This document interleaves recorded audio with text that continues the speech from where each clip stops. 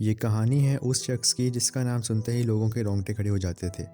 हिंदुस्तान का सबसे बड़ा डॉन, जिसे ना सिर्फ इंडिया बल्कि अमेरिका और इंटरपोल तक की पुलिस पिछले 40 सालों से ढूंढ रही है, लेकिन आज तक कोई उसे पकड़ नहीं पाया। एक ऐसा इंसान जिसने मुंबई के अंडरवर्ल्ड पर राज किया, जिसकी एक आवाज़ पर बॉलीवुड के बड़े बड़े सितारे हिल जाते थे। वो बॉलीवुड की फिल्म्स में अपना ब्लैक मनी लगाता और बड़े बड़े प्रोड्यूसर्स और एक्टर्स से हफ्ता भी वसूल करता। जो उसे पैसे पहुंचा देते उनकी जान वो बख्श देता, और जो मना करते उनको मरवा दिया करता। लेकिन जब उसे लगने लगा कि वो पुलिस के हाथों पकड़ा जाएगा, तो वो इंडिया से भागकर पहले दुबई और फिर पाकिस्तान में जा बसा। यही शख्स 1993 में मुंबई में होने वाले सीरियल ब्लास्ट के पीछे था। उसके क्राइम का एम्पायर सिर्फ भारत तक ही महदूद नहीं था, बल्कि वो दुनिया भर के करीब 15 मुल्कों में अपना नेटवर्क फैलाकर drug trafficking, exhaustion, arm smuggling और टेरर फंडिंग जैसे कामों को अंजाम देता रहा। उसके खौफ का अंदाज़ा इस बात से लगाया जा सकता है कि यूनाइटेड नेशंस तक ने उसे ग्लोबल टेररिस्ट डिक्लेयर किया हुआ है और उसके सर पर 25 मिलियन का इनाम है। ये कहानी है मुंबई अंडरवर्ल्ड के सबसे बड़े डॉन दाऊद इब्राहिम कास्कर की। 26 दिसंबर 1955 को महाराष्ट्र के रत्नागिरी डिस्ट्रिक्ट में इब्राहिम कास्कर, जो पेशे से एक हेड कांस्टेबल थे, उनके घर एक लड़के का जन्म होता है जिसका नाम वो दाऊद रखते हैं। दाऊद के जन्म के बाद उसके वालिद अपनी फैमिली के साथ मुंबई के डोंगरी इलाके में शिफ्ट हो गए। उन दिनों मुंबई में अंडरवर्ल्ड के माफिया हाजी मस्तान, करीम लाला जैसे डॉन्स का अंडरवर्ल्ड पर राज था। पुलिस हेड कांस्टेबल होने के बावजूद इब्राहिम कास्कर ने इन अंडरवर्ल्ड डॉन से अच्छा रिश्ता बनाया हुआ था। करीम लाला से उनकी इतनी गहरी दोस्ती थी कि जब उसे दाऊद के जन्म की खबर मिली तो उसने इस खुशी में एक बड़ी दावत भी दी थी।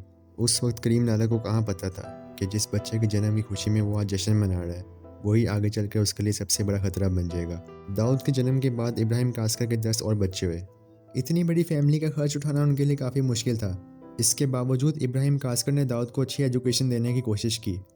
दाऊद के 6 क्लास में पहुंचने तक उसके घर की सिचुएशन नॉर्मल थी, लेकिन हालात अचानक तब बिगड़ गए जब 1966 में उसके फादर को एक मर्डर केस को क्रैक ना कर पाने की वजह से कुछ पुलिस वालों के साथ सस्पेंड कर दिया गया। इस वजह से दाऊद की फैमिली फाइनेंशियल क्राइसिस का शिकार होने लगी। घर की इकोनॉमिक कंडीशन इतनी ख़राब हो गई कि कई बार भूखे रहने तक की नौबत आ गई और दाऊद को मजबूरन पढ़ाई छोड़नी पड़ी। इस दौरान उसकी दोस्ती गली के कुछ ऐसे लोकल लड़कों से हुई जो चोरियां करके अपना गुजारा करते थे। उनकी सोबत में आने के बाद दाऊद भी आहिस्ता आहिस्ता उसी रास्ते पर चल पड़ा और सिर्फ 14 साल की उम्र में उसने पहली बार चोरी की। उसने एक आदमी के पैसे चुराए, लेकिन जल्दी वो पकड़ा गया और इस बात की शिकायत उसके वालिद तक पहुंचाई गई। और फिर दाऊद के वालिद ने उस दिन उसको खूब मारा ताकि वो सुधर जाए, लेकिन वो कभी नहीं सुधरा और ज़्यादा दौलत और शोहरत कमाने की लालच में क्राइम की दुनिया की गहराइयों में उतरता चला गया। इस तरह छोटी मोटी चोरियां करके दाऊद आसपास के इलाकों में एक गुंडे के तौर पर जाना जाने लगा और उसका कांटेक्ट लोकल गैंगस्टर से होने लगा। बाशु दादा, जो मुंबई के एक छोटे लेवल का गैंगस्टर था, उसका असली नाम बशीर अहमद खान था। 1970 से 80s के दौरान वो मुंबई अंडरवर्ल्ड का एक छोटा पर ख़तरनाक गैंगस्टर था। उस वक्त दाऊद इब्राहिम अपनी गैंग बना रहा था। दाऊद और बाशु दादा के बीच दुश्मनी तब बढ़ी जब बाशु दादा ने दाऊद के छोटे भाई साबिर इब्राहिम को मार दिया। इसके बाद दाऊद ने अपना पूरा ध्यान बाशु दादा को ख़त्म करने पर लगा दिया। दाऊद की गैंग ने बाशु दादा के आदमियों को ख़त्म करना शुरू किया और आखिरकार 1983 में दाऊद इब्राहिम के लोगों ने बाशु दादा को गोली मारकर ख़त्म कर दिया। आहिस्ता आहिस्ता दाऊद गैंगस्टर्स की दुनिया में अपना कद भराता जा रहा था। 1970s में उसने कुछ टाइम के लिए हाजी मस्तान के लिए भी काम किया। हालांकि उसे हाजी मस्तान इस शहर पर राज करने का कभी भी सही हकदार नहीं लगा, क्योंकि इस मकाम तक पहुंचने के लिए मस्तान ने खुद से कभी कोई वायलेंस का काम नहीं किया था। इसके बावजूद हाजी मस्तान का अंडरवर्ल्ड से लेकर बॉलीवुड तक दबदबा था। मस्तान की पॉपुलैरिटी देखकर दाऊद अंदर ही अंदर जलता था और वो भी ऐसा ही रुतबा चाहता था। उसे पता था कि अगर उसे क्राइम की दुनिया में सबसे बड़ा बनना है तो उसके लिए उसे इस फील्ड के सबसे बड़े खिलाड़ी से भिड़ना होगा। इसलिए कभी हाजी मस्तान का शागिर्द रहा दाऊद इब्राहिम उससे भी टकराने के लिए तैयार हो गया। 1970s के एंड तक दाऊद और उसके भाई शाबिर ने बाशु दादा के करीबी रहे खालिद पहलवान के साथ मिलकर डी कंपनी के नाम से गैंग बनाया। इधर हाजी मस्तान ने अंडरवर्ल्ड छोड़कर पॉलिटिक्स ज्वाइन कर ली थी, जिससे दाऊद को स्मगलिंग, एग्जॉर्शन, गोल्ड ट्रेड और रियल एस्टेट पर अपनी पकड़ मजबूत करने का मौका मिल गया। दाऊद की स्मगलिंग में बढ़ती पकड़ से करीम लाला काफ़ी परेशान रहने लगा, क्योंकि पहले इन धंधों पर पठान गैंग का कब्जा था और अब उसको अपने धंधे में भारी नुकसान उठाना पड़ रहा था। इससे जल्दी ही दाऊद इब्राहिम और करीम लाला के बीच गैंग वॉर शुरू हो गई। मुंबई की सड़कों पर आए दिन गोलियां चलने लगीं। दोनों गैंग्स के बीच बात इस कदर बढ़ गई कि समझौता कराने के लिए हाजी मस्तान को बीच में आना पड़ा।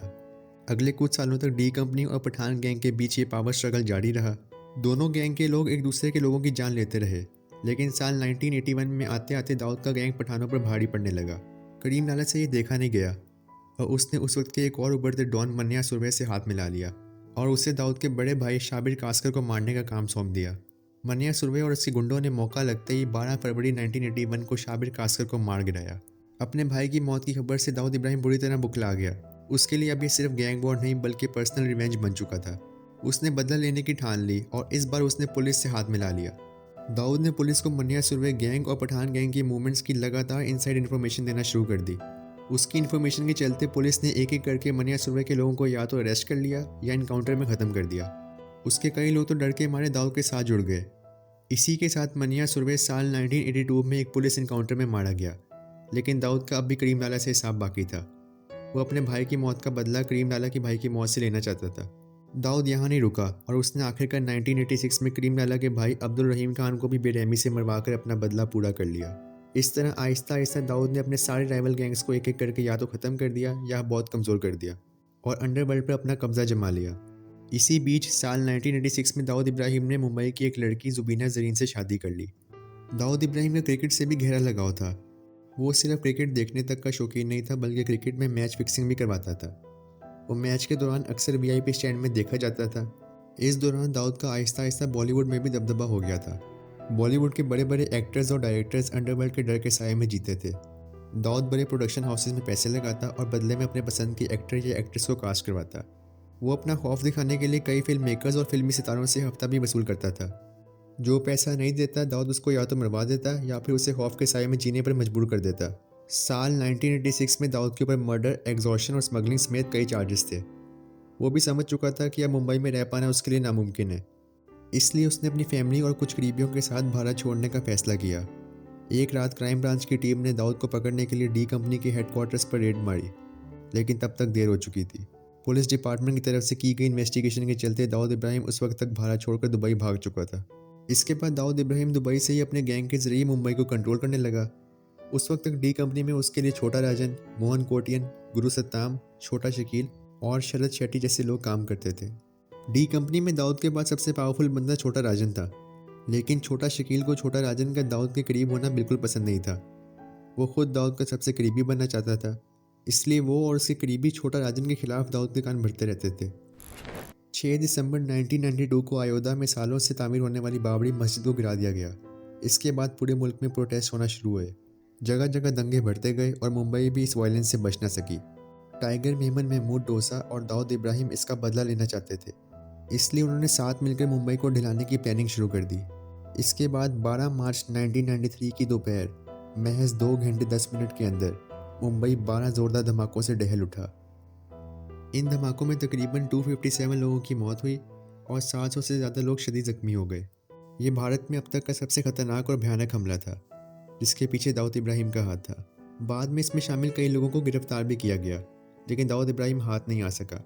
वो इस हमले के बाद दुबई से भागकर पाकिस्तान में जा छुपा।